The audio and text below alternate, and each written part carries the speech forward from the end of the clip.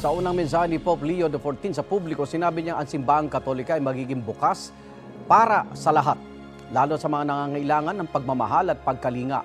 Nagpasalamat din si Pope Leo XIV kay Pope Francis. Darito ang unang balita.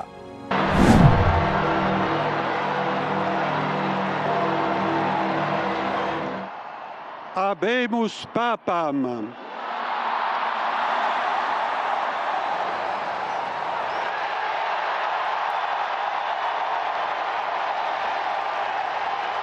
Pasado alas 7 ng gabi ng May 8 oras sa Vatican City.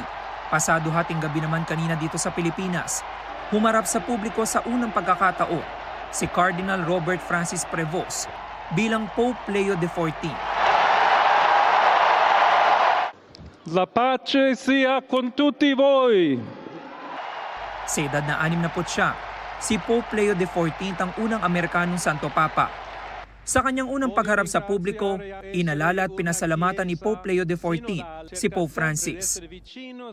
Ancora conserviamo nei nostri orecchi quella voce debole ma sempre coraggiosa di Papa Francesco che benediva Roma. Il Papa che benediva Roma dava la sua benedizione al mondo intero quella mattina del giorno di Pasqua.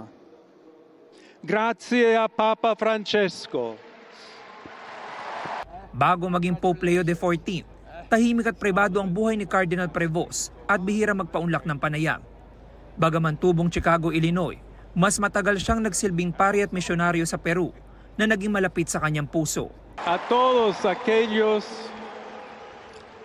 en modo particular a mi querida diócesis de Chiclayo en el Perú, donde un pueblo fiel ha acompañado a su obispo, ha compartido su fe. Sa isang dating panayam kay Pope Francis, tinukoy niya si Cardinal Prevost bilang palakaibigan, praktikal at may malasakit sa mahihirap. Pareho rin silang committed sa social justice issues.